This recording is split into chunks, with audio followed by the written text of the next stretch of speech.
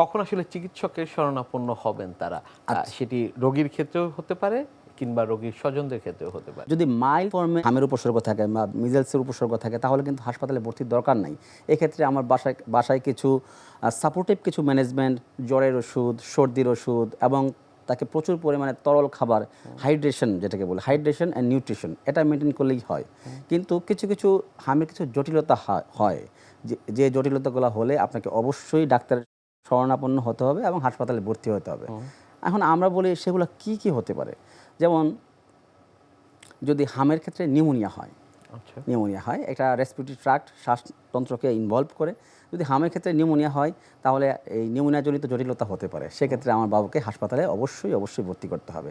2 নম্বর যদি আসি, হামের ক্ষেত্রে এনকাফালাইটিস হয়, মানে আমাদের ব্রেনের প্রদাহ হয়। যদি আমার এনকাফালাইটিস ডেভেলপ করে তাহলে আমাকে বাবুকে অবশ্যই হাসপাতালে ভর্তি করতে হবে। হামের রোগীদের ডায়রিয়া হয় যদি বাবুর ডিহাইড্রেশন হয় তাহলে আমাদেরকে হাসপাতালে ভর্তি করতে হবে। আরও কিছু কন্ডিশনও আছে, যেমন ধরুন আমার বাবুটা ম্যালনারিশড, অপুষ্টিজনিত সমস্যায় সে আগে থেকেই ভুগছে, সে হচ্ছে আমার জন্য রিস্কি পেশেন্ট। আমার বাবুটা ইমিউনো কম্প্রোমাইজড, মানে তার রোগ প্রতিরোধ ক্ষমতা কম।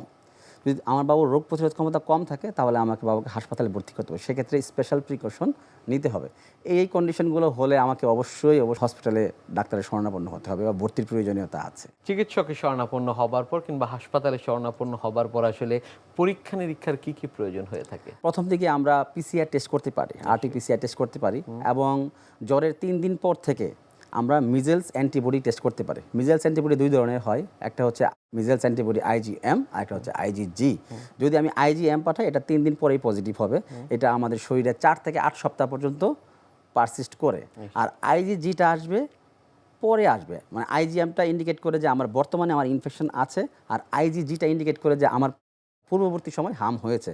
এজন্য আইজিজিটা আমাদের শরীরে প্রথমে তো 3 দিন পরে আমার মিজেলস আইজিএম অ্যান্টিবডি আসবে, আর 6 দিন পর থেকে আমি র্যাশের 6 দিন পর থেকে আমি আইজিজি অ্যান্টিবডিটা পাবো। আইজিজি অ্যান্টিবডি যদি আমার শরীরে একবার পজিটিভ হয় এটা লাইফ লং পারসিস্ট করে বা আমার শরীরে রয়ে যায়, কিন্তু আইজিএম অ্যান্টিবডিটা 8 সপ্তাহের মধ্যে আবার শরীর থেকে চলে যাবে।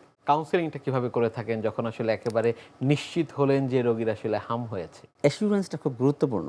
আমরা বাবা মাদের এখন আমরা ফেস করছি, আমরা বুঝতে পারছি যে বাবা মার অনেক প্যানিক হয়ে আছে। আসলে এখানে প্যানিক হওয়ার কোনো কারণ নেই। যদি সঠিক চিকিৎসা হয় বা সঠিক সময় সঠিক ইন্টারভেনশন হয় তাহলে হামের ঝুঁকি অনেকটাই কমে যায়।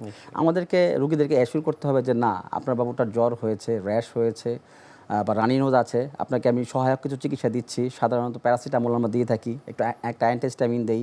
আপনার বাবুকে আপনি পর্যাপ্ত পরিমাণে তরল খাবার, স্যুপ, জলীয় খাবার যেগুলো আছে, ফলের রস, এগুলো খাওয়ান। এগুলো খাওয়ালে আপনার বাবুর যদি ইমিউন আউটপুট ঠিক থাকে তাহলে ভয়ের কোনো কারণ নেই। আর যদি মনে করেন যে না, বাবুটার শ্বাসকষ্ট হচ্ছে, কাশি বেড়ে যাচ্ছে, ডায়রিয়া হচ্ছে এবং ডায়রিয়ার জন্য তার পানিশূন্যতা তৈরি হচ্ছে এবং সে লম্বা সময় ধরে ইউরিন আউটপুট হচ্ছে না, এসব ক্ষেত্রে অবশ্যই আপনি হাসপাতালে যোগাযোগ করবেন। কিন্তু এই স্বাভাবিক যে প্রবলেমগুলো আছে বা এই সমস্যার জন্য আসলে হাসপাতালে ভর্তি হওয়ার প্রয়োজন নাই। শহরাঞ্চল থেকে একেবারে প্রান্তিক পর্যায়ে হামের কারণে আসলে প্রাদুর্ভাব আমরা দেখছি, কিন্তু মৃতের সংখ্যা এত বাড়ার কারণ কি? যেগুলো হামের জটিলতা, এই জটিলতাগুলো এখন একটু হয়তো আমরা বেশি পাচ্ছি।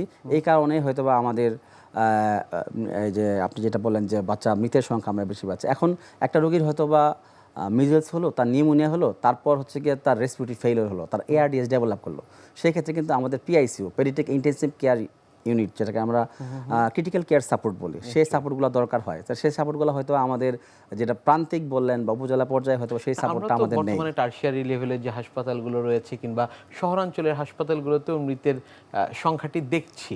নিউমোনিয়া উইথ কমপ্লিকেশন, সেক্ষেত্রে আমাদের একটু মৃত্যু ঝুঁকি বাড়ায়, এটা হচ্ছে মোস্ট কমন কজ। তারপর আরও আছে যে এনকাফালাইটিস বা ডিহাইড্রেশন, এবং আমাদের যে অপুষ্টিজনিত যে শিশুরা আছে তাদের যদি হাম হয় তাদেরও কিন্তু মৃত্যু ঝুঁকি অনেক বেশি। এখানে জটিলতাগুলো আসলে মূল কারণ হিসেবে, ওই জটিলতাগুলোকে আমাদেরকে ট্রিটমেন্ট পিরিয়ডে ওভারকাম করাটাই হচ্ছে আমাদের আসলে উদ্দেশ্য।